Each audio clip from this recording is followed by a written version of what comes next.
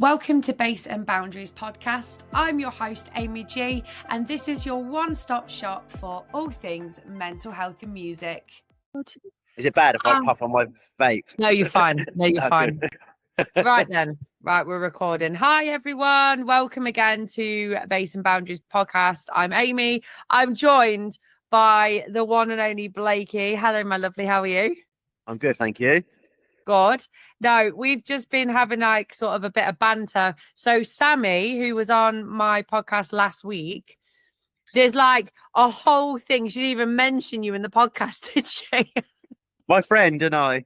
No, never mention you.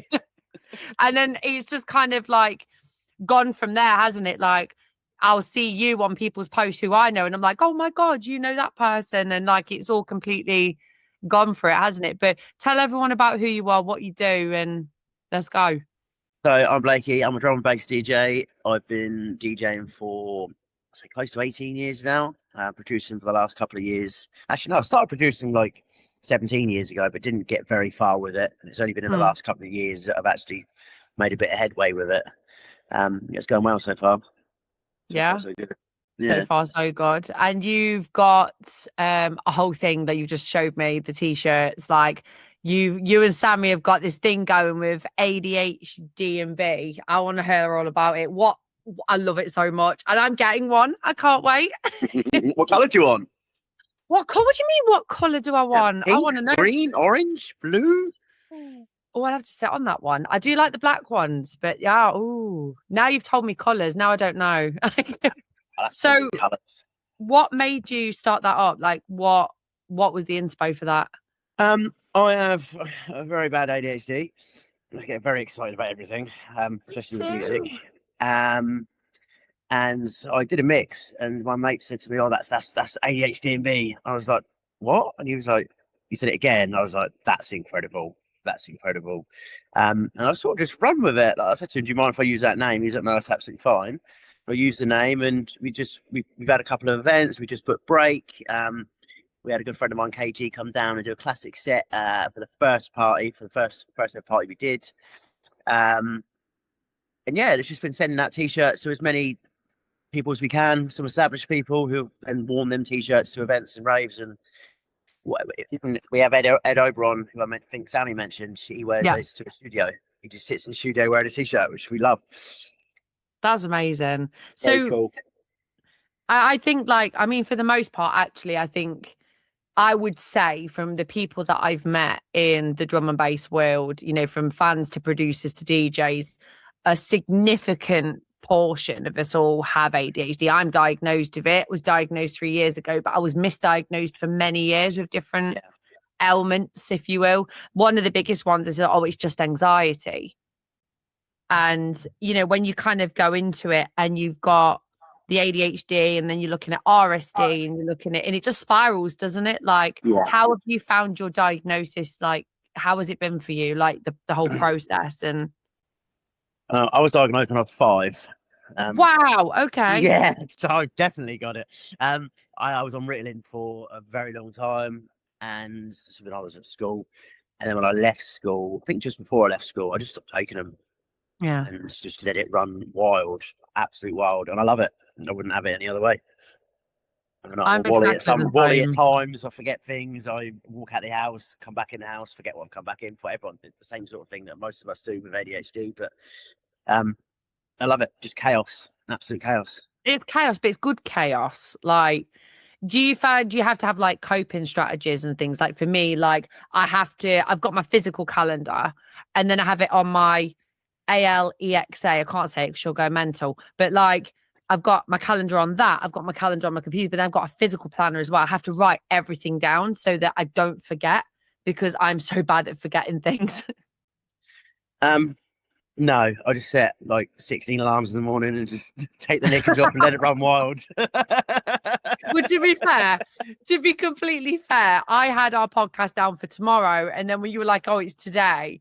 And I was like, yeah, but England's playing. So as we speak, England are playing Argentina. So we've been quite naughty doing this podcast, haven't we? But, we move. It's on. They're not winning. I don't really care. I'd rather do this. No. I don't want to get invested in it, because I think I think with football, like some people get like so hyper focused in it that when you lose, it's like the end of the world. And it's like, dude, you're not directly impacted by this. Like it's the people that actually play that are impacted, really, aren't they? So I understand where they're coming from though, because I'm the same. If I get sent a tune at night, I will dash off my gym routine in the morning to go straight to the studio. So usually I go to the gym at 4 in the morning, but I'll go straight to the studio just to do a mix of that tune. And if I can't do that mix, I'm on edge until I've done it, until I've done that thing that I needed to do.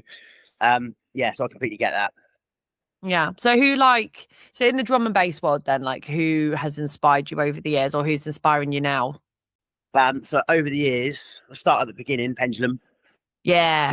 Blood Sugar got me into drum and bass a lot. So we didn't even know it was drum and bass really back then because I was an emo kid. So yeah, I was listening to a lot of hardcore before that. And then throughout the years, just watching Andy C and whatever he pulled out the bag. He's always been my favourite. I think he always will. I've met him quite a lot over the years. Since then, yeah, I played before him, played after him. He was down here not that long ago, and he spent like a good 40 minutes just at the end of the rave, just talking to everyone, which was quite cool. Amazing. And I handed him a USB stick of my tunes. There you go, which was quite nice. Here you are. These are mine. Take these, please. And AMC played one of my tunes the other day. Well, not one of mine. It's one of my bootlegs of an old classic tune, which was quite cool. That was in Croatia. That was in Croatia. Very cool. I bet that made you feel amazing, though. All day, I didn't want to go to work. I found out at like 5 a.m. I got to the studio at 5 a.m. I put my phone out, looked at it, and I was like, "Oh my fuck! Like, what? Like, how do you? I don't even want to do anything now. I don't even want to mix. I just want to like." You just want to soak that moment in. Yeah. Yeah. It's a weird sort of feeling, isn't it? Like, especially for me, like people that we just like. I look at people that produce drum and bass, DJs and stuff like with such awe because I'm just like, I can't do it. I've tried. I found my old SoundCloud from 2011 and I'm doing my very best to try and hack it so I can delete it because I'm so embarrassed. No, you're not. No, you're not. Oh, it's terrible. Because I thought I was dead good back then. Like, and I didn't even have like the equipment. I just did it with my keyboard. And I was like, what is this? But like I used to love Clubland and stuff like that. And same. Like Cascada, Italo Brothers. Yeah. Oh, Gamma. Gamma. Yeah. Hixie. Oh my days. Like, and that scene, I think, honestly, has evolved into drum and bass. Like it's like pulled so many different people. Like I was an emo kid. Then I went through like the happy hardcore Clubland phase, then went into drum and bass. And I think for the most part, majority of those genres have been pulled together. They have, definitely. And it's mint, isn't it? It's mint. And it's like when you're interviewing people as well and they tell you their story, everyone's kind of got a very similar background. It's quite nice. I'm yet to meet someone that was like, I grow up listening to indie and I'm like, oh, okay. And then no, you're like, I don't really see it. It's kind of like the heavier stuff pulls you in, you know? Definitely. Do you think that's, I mean, I think it's because of sort of ADHD. Like we have to listen to something that kind of is in line with our brain.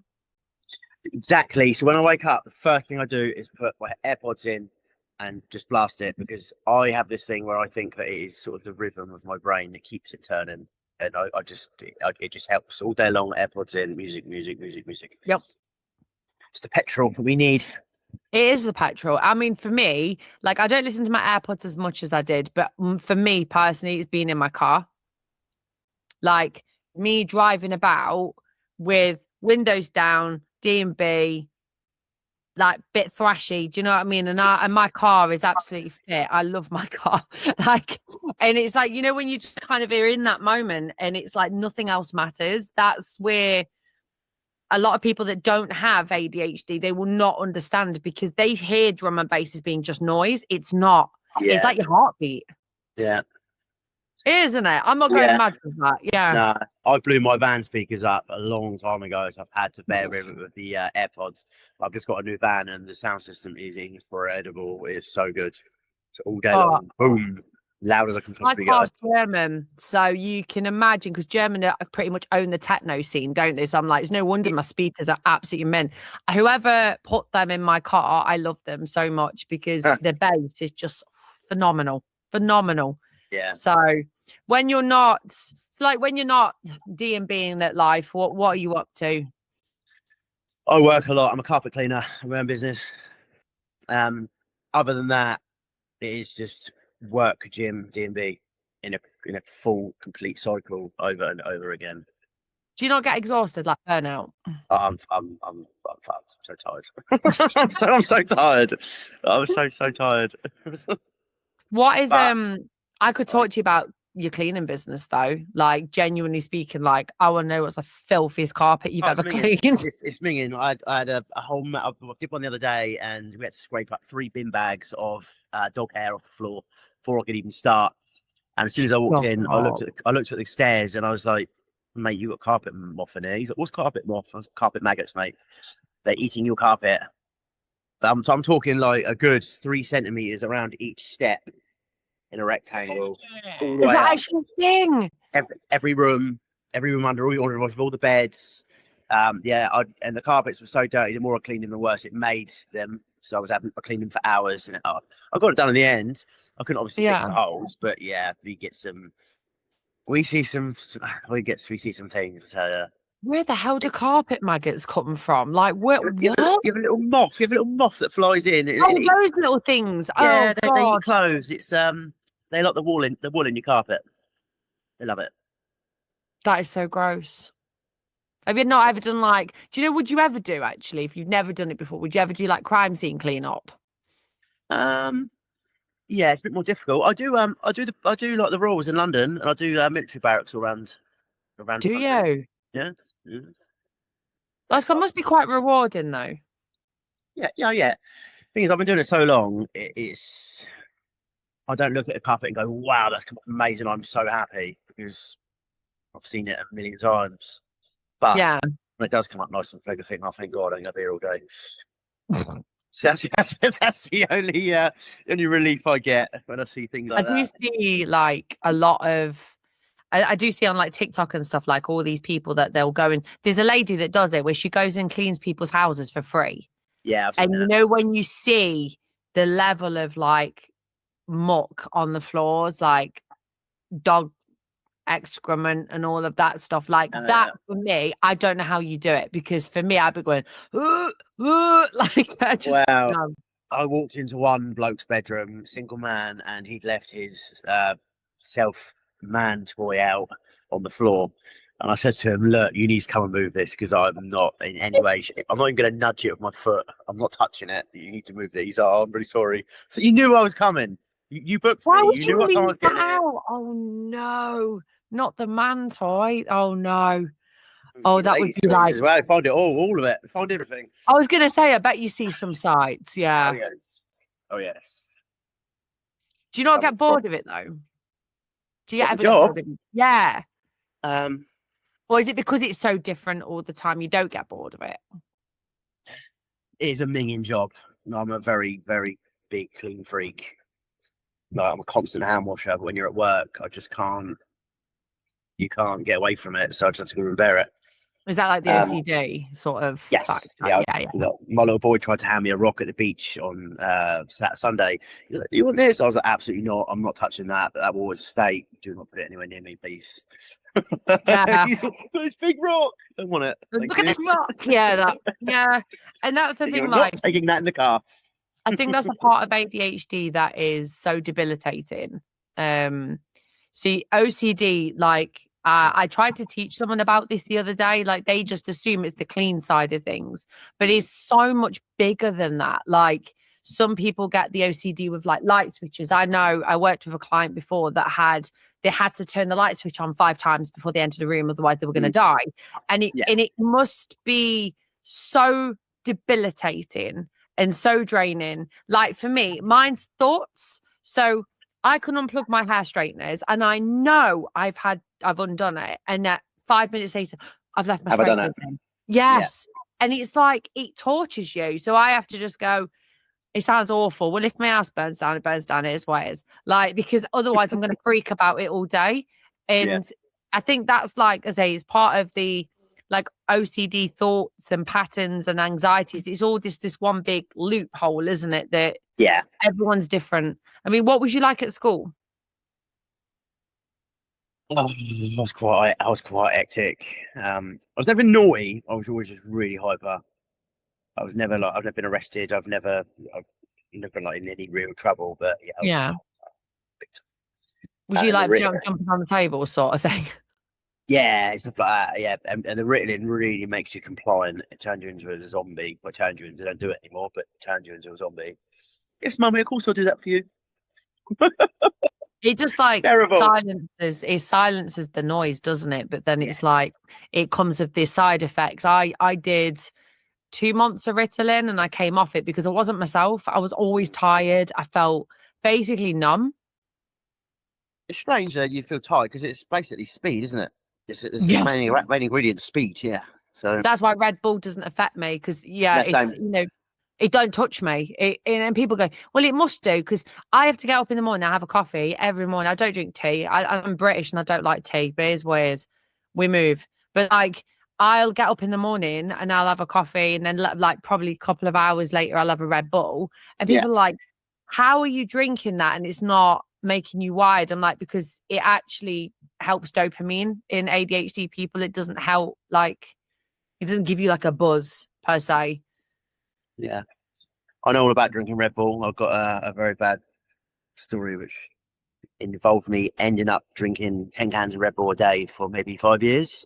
Oh my God. And then after I'd finished the Red Bull, because this was a morning thing, after I'd finished the Red Bull, I'd go on to 20 cans of Coke every single day, every day without fail. I had a cool box of them.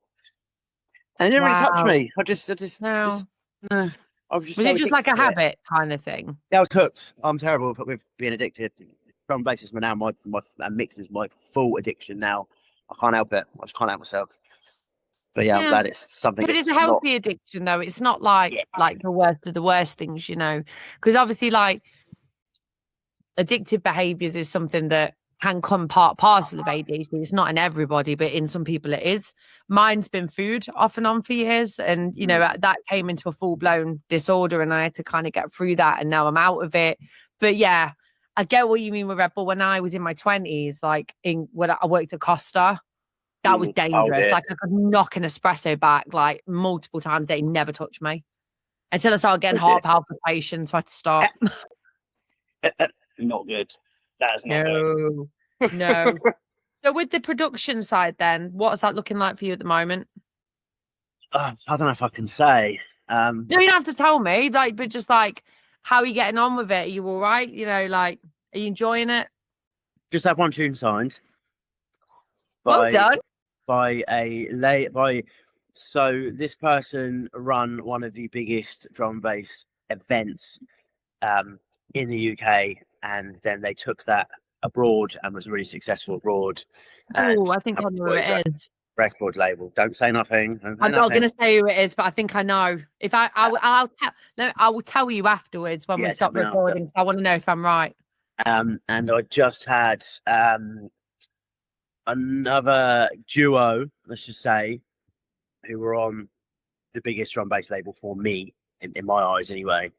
They've just asked me to send some tunes over, and they got a really big. We're not really big label. It's just started out, but the plans that I'm hearing from it is going to be massive. So. Oh my God, well done. So when it does take off, because we're all about manifestations on the podcast. So when it does, because I believe that everyone that I have spoken to will do absolutely insane. Do you think you will quit your carpet cleaning job? I hope so. I really hope so. Yeah.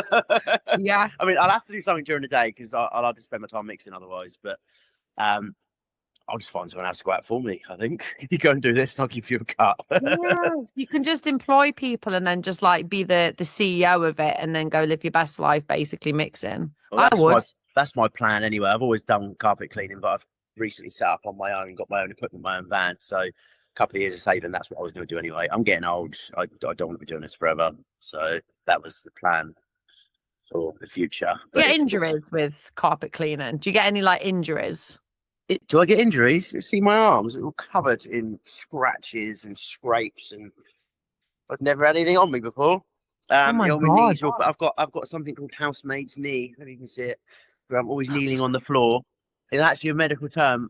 Where I'm always kneeling on the floor. In the old times, they used to scrub the floor brushes, and they used to get housemaid's knee. So it's like a little lump, which Ouch. is painful. But I was gonna say, I bet it's painful. Gosh.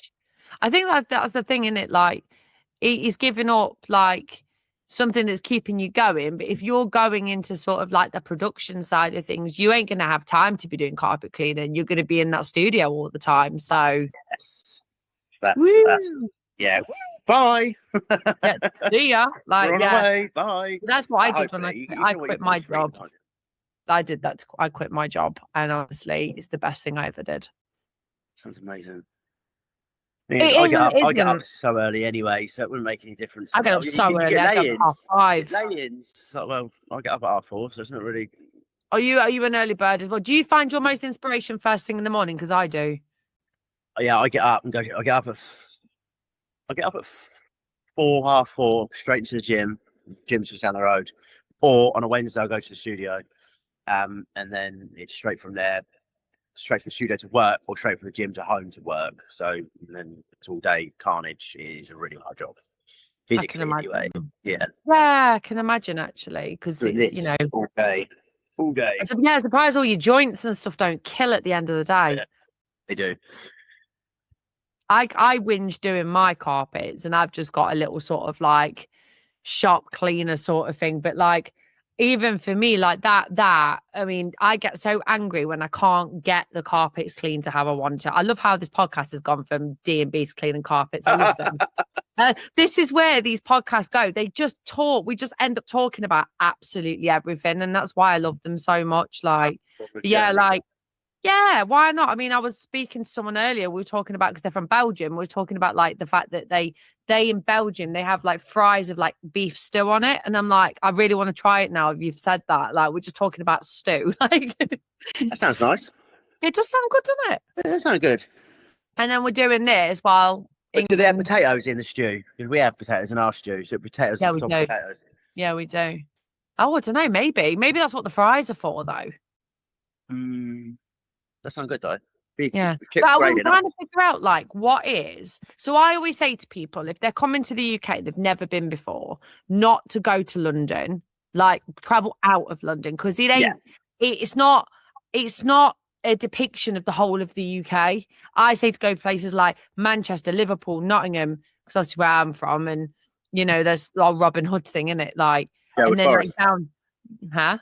Sherwood Forest. Yeah, Nottingham Forest all the way, mate. Like that's my team through and through. But like from where you're from as well, like this is it's just not London. No.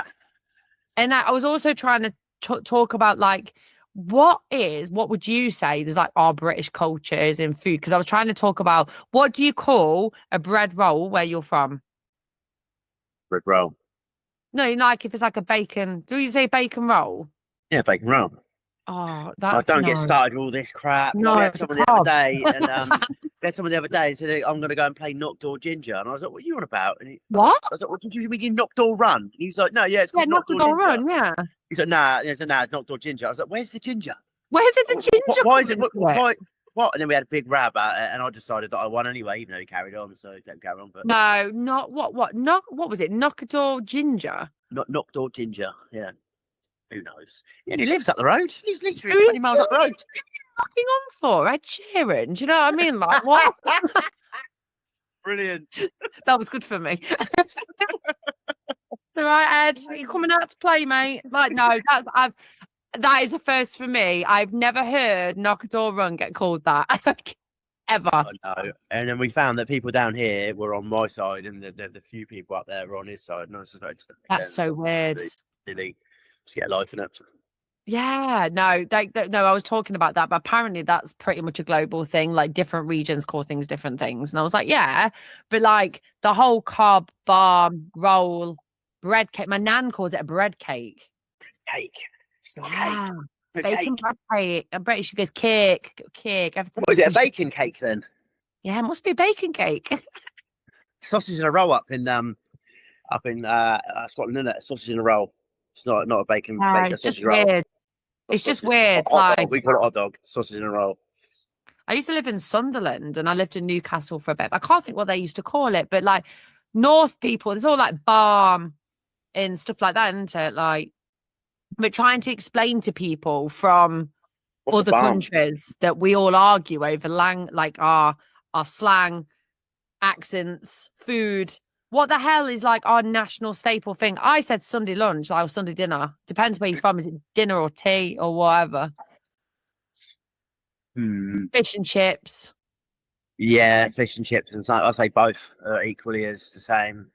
They're important. They're a staple part of our staple diet, I'll you have know. a kebab any day. A kebab. Oh, I love a I'm kebab. Yeah, but still isn't out that for a like kebab. that's not it's not British though, is it? Kebab, but it's such a part of our culture. Like after a heavy night out, you have a kebab at 1 Not even o'clock in after the a night morning. out, just any night. I love it. Any night as a kebab. I love it. What do you have on your kebab? If you could have anything, what do you have?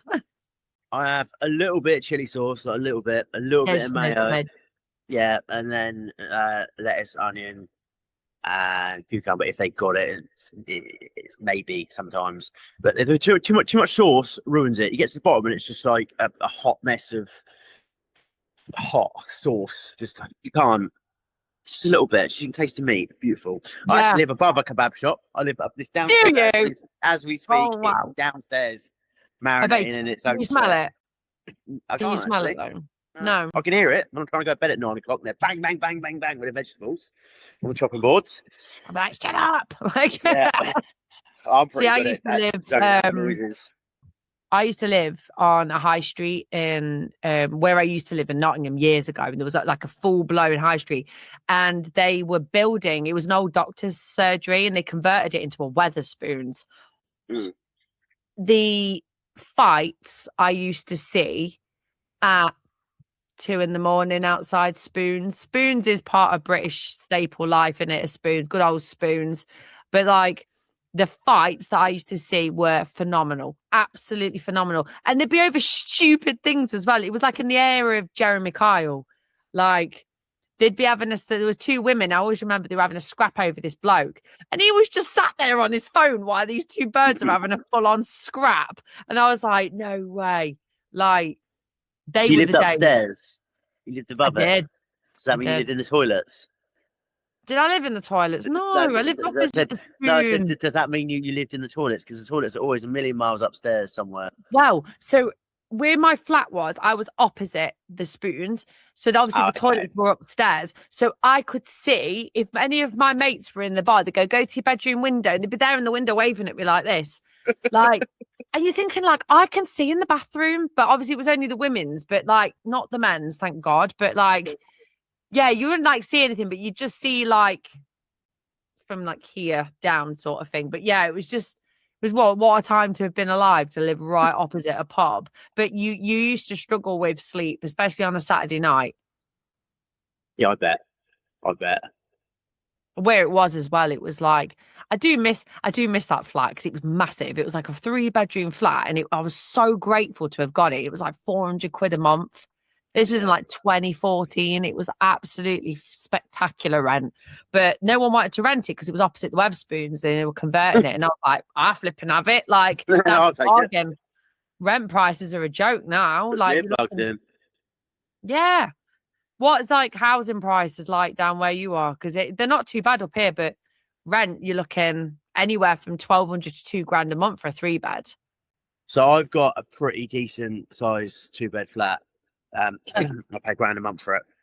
That's not too bad. No, it's actually, it might as well be a house, but a flat. So you walk in, it's got a pretty big like reception square. You've got shoes and stuff. And you walk down a very probably about 2-meter corridor, and then you walk around and go up the stairs. It's got a nice carpet in it. Got spotlights. But it's going to be nice because I bet you've cleaned it. Oh, I don't clean it. No. I haven't done the carpet, so I try and make sure they don't get dirty because I do not want to clean them. It's the last thing I want to do. It's the last thing. I'm just writing down what are potential names for, because I always struggle when I do a podcast. I always struggle with the names afterwards. Like, what can I call it? So Google will take notes for me, and then it will like summarize it into what it could be called. But I've just put ADHDNB plus British culture, because we've just completely immersed ourselves into Weatherspoons, notes of Jeremy Kyle, Sunday dinners, cobs, and not put ginger. knockador ginger, and yeah, just the fact that we spoke about DNB, and like I just think it's nice, like especially people from like other countries, and they think that like this is a bit of a stereotype, but like as British people we're all about the king and everything's very like la-di-da with tea, and nah, it isn't like that. I think no, it's not. Definitely not.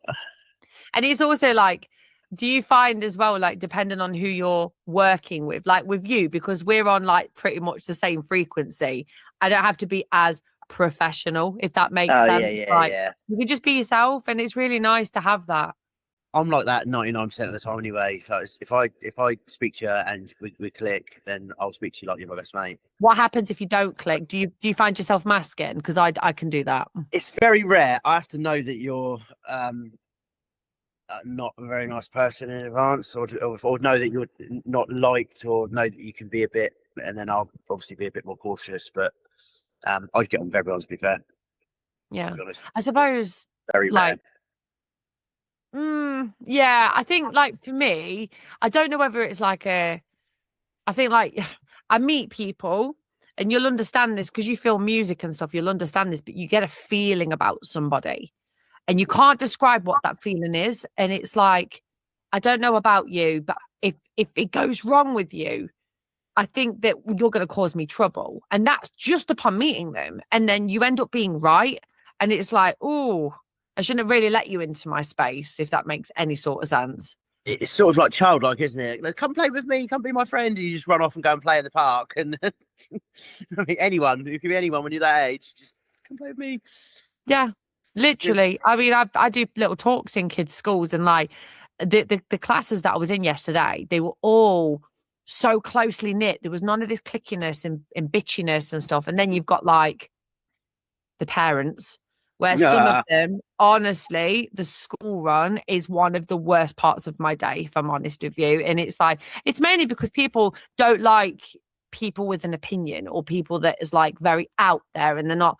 I've never fit in those environments. Yeah, so I find that quite hard. Say what I want, sort of thing. I say what comes into my head very quickly, and 9 times out of 10 I'm okay, but sometimes I get myself in trouble.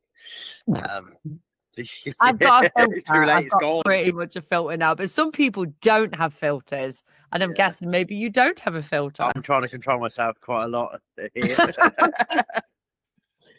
I have a habit sometimes, and it comes out in podcasts as well. I'll speak before I think. So it's already come out of my mouth before the sentence is articulated in my head. And I'm like, no, I sound like a tit now. So when I do a voice note to someone, chances are I've probably re-recorded it 20 times just so I got it right. So yeah. Oh, you mean like that voice note I sent you the other day about a certain person's name? Yes. Yes. Wrong. Wrong. That was no, not right at all. He never got back to me about that though. I'm still waiting on a response. Oh, you didn't ask him, did you? I'm like a right idiot now. No, I didn't say it was you. I just said, can I just check that I've absolutely 100% pronounced your name properly? Because I think the thing is, I've met Andrew Medic, and I have been saying his name wrong, and I said it wrong to his face as well. I've been saying Andromedic, but because I'm British, they kind of give me like a bit of a free pass, like you're British, it's fine. But if you still, when you're pronouncing somebody's name wrong, it's like, oh, it's embarrassing. That's why I always ask at the beginning. Like, yeah. I would call him Andromedic as well. Yes, because we're British. How it's written. Yes. Yeah. CD-ROM. CD-ROM. Spelled the same way. CD-ROM. Spelled the same way. That R-O-M in the middle. ROM. Medic. Here we go. Yeah, but it's not. It's Andromedic. But because we're British, it's like Androm. Like, yeah. Oh, people. Yeah, I have to check, especially if they've got unusual names like I interviewed Skybred today, and I had to 100% check it wasn't breed or anything like that. Just 100% check. Making sure that I've said your name properly, so that I don't sound like a tit later on the podcast. So yeah. Oh, the whole net sky argument again. Oh, what Net even is ski. it? It's net sky, mate. It's definitely net. For me, it's net sky. That's how it's spelled. That's how I've always said net ski. That's how he pronounces it. Yeah. Is it? Oh, I didn't know that. No, I don't know where. I think it was BBC Radio 1 that did a whole thing about him, and they said Netsky, and that's why it's always just. But yeah, I do meet people and they say Netsky.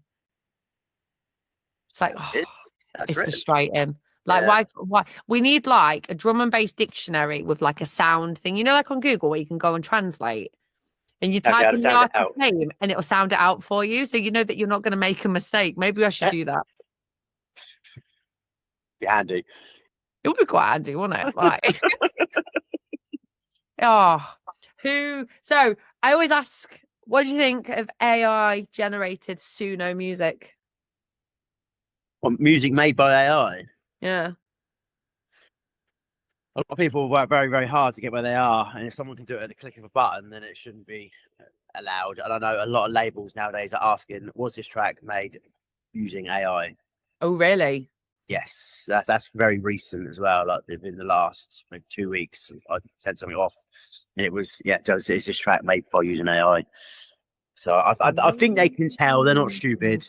I think they're trying to catch you out, but music. Right. I know. I think it's right because look at it this way: if I go on Suno, and you know what, prime example earlier, I listened to this track and I can't produce like cinematic videos or anything like that because I'm not a graphic designer. I don't know what I'm doing. I used my so the app that I make all of my, like I made my backdrop and stuff on Canva, and I just typed in make me like a minute video, and I want it to be like a high-speed car chase because this had the song in my head because it's like a high-speed chase from the police, and it looked like that, and I wanted to put it out. So those kinds of things for like artwork and stuff that you're putting it into something. I kind of understand it, but with the music side of things, if it's so freshly polished and it blows up out of nowhere, chances are it's AI. It's got to be, because there's like, it's annoying because it's like when you've got people that are like vocalists and stuff like that, and then they're using AI generated voices instead. It is like, it's really sad because you're missing that emotion that's going into the track. Yeah, this is slightly off topic, but it's the same as when Tesco put in 20 self-service checkouts and they're taking them jobs for people. Oh my God, yeah. You are taking that job away from that person by replacing it with AI. It's the same thing. I know, obviously, music is different altogether, but it is the same thing for me. Do you know what I think? And it's a bit of a controversial opinion, but I think it's going to do a whole turn. It's maybe in Tesco, because the self-scanner, I call them little scannies. Get me little scanny, and I'm like scanning me shopping and go in, pay, go. Because sometimes you don't want to be waiting hours and hours on the checkouts. But actually now, I actually miss talking to people. Like Home Bargains, where I live, I love Home Bargains. Like, if people don't know what Home Bargains is, it's like just a really nice shop that sells pretty much everything, and it's cheap. It's great. So you have a little day trip to Home Bargains. They don't have self-serve things. So you actually get to have a conversation with the lady behind the checkout, and it's all the man. It's quite nice. Like, how's your day and stuff like that. The only thing I hate, and I don't know if you've experienced this in like Lidl or Aldi, where they've got them bloody headsets on. Do you know what I mean? So you think they're talking to you, and they're not talking to you. They're talking to their colleague, and you're like, oh, sorry. And then you're saying sorry, even though they're not talking to you. Like, yeah. I think, mate. Thanks for ignoring me. Yeah, cheers. I'm just like having a full-blown conversation about how your day is, and you just ignored me. But I think that's the thing. Like, I think as a community, because drum and bass community is so close, I don't think we'll ever experience the longingness of belonging, because we do belong. But like other people that have never really experienced that, and they're just living like normal lives, if you know what normal is. But like, they don't. I think people crave it. People crave unity. They do. Yeah. I call radio music normal people music. It's true though. Some of the stuff I hear now, I'm like, what is that? Like, I love 80s. I'm an I do. 80s kid. I love listening to. I love that 80s snare. I love the sound of like a Bee Gees snare or something. You can't beat it. I'm Well, it's very 90. old. My dad he had vinyls. He had under the stairs. So, you know, like those little old school little cubby holes under the stairs. Do you know what I mean? Yeah. And he had the little like doors. And he had hundreds of vinyls. And I always remember I could never understand why the Nirvana Nevermind vinyl, the little baby swimming underwater and he was naked. And I was like to my dad, is that baby drowning? Because I was such a like caring kid. I was like, why is the baby drowning? Why have they taken a photo of the baby drowning, Dad? And he was like, it's not, it's just chasing after the money. It's fine. He can swim. And I'm like, but how does a baby swim? But like all those vinyls, like it's amazing. What a time to have been alive. I've still got mine underneath my stairs. Have you? Yes. Do you think they should bring back vinyl mixing? You can't beat it. Like the sound is incredible, and it's so much more fun to mix on vinyl. It's something I can't. If you ever DJ'd, did you a DJ? Am I DJ? No, I tried, failed. Yeah. you wouldn't. Well, you wouldn't. I can't put it into words how much more fun it is mixing on a vinyl. The weight of it, just being able to actually chase it around speed wise and get it all in beat. It become more of an actual like challenge rather than just nowadays everything's all digital. You press a few buttons, do a few little bits, and it's there. It basically does it for you. It's still a talent. It is what it is. A lot of clubs don't do it. Lord, yeah. It's still a talent. Don't do it. We do have a few open deck. Yeah, definitely. A lot of clubs do. We have some open deck nights down here. They still put some stuff on, but you're never going to see it in big clubs again. I don't think ever. What about those DJs that you see at like Coachella and stuff like that, where they haven't even got the decks turned on? Have you seen them? Have you seen the videos? It is like and then you got like this hundreds and hundreds of local DJs that I could put forward, or not hundreds and hundreds, but a good handful of local DJs that I know I could put up there, and they would work their socks off. And I know. It's sad. The land, isn't it? It is sad. These people were famous or are famous or know someone, or it's terrible. It is. No, you're right, because it's like there was one I'd seen her and then she had the headset on and she's like and she's she's doing this and she's doing this, and then someone's filming it. And then everyone's like, your decks ain't even on. Like, and I think that's really sad because your decks ain't on, mate.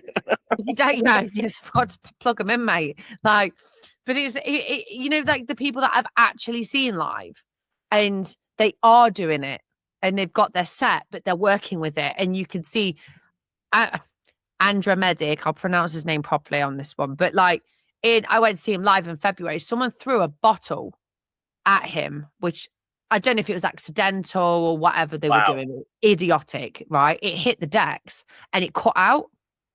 And he was like, in that moment, he panicked. You could see it in his face. He's like, oh, God. But he played it out.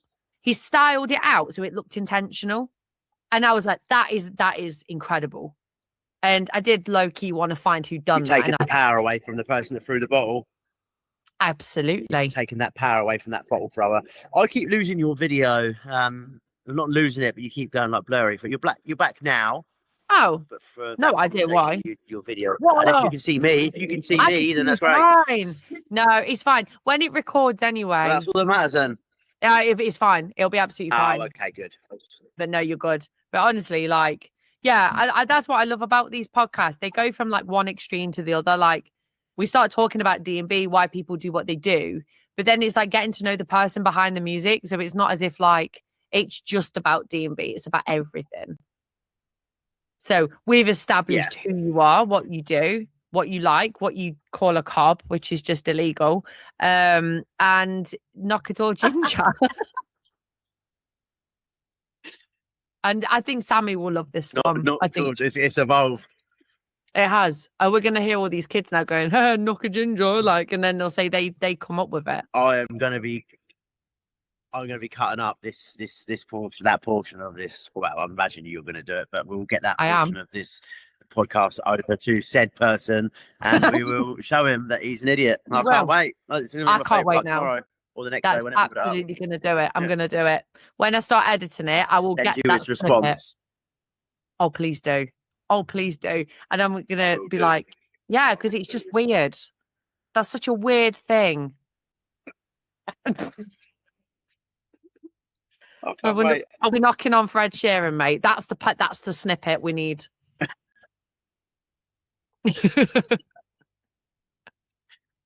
But honestly, it's been an absolute pleasure having you on. Thank you so much for coming on. Like, really appreciate it. Okay. There's British people, you know, just being ourselves and absolutely talking about everything. So it's all good. Oh, it's been good. Thank you so much for watching. You can find me on all social media platforms at Base and Boundaries. Check me out on Burton Radio for the B2B takeover. And also, if you're in a position to support the channel, I would really appreciate it. You can find all the details in the description. Thank you.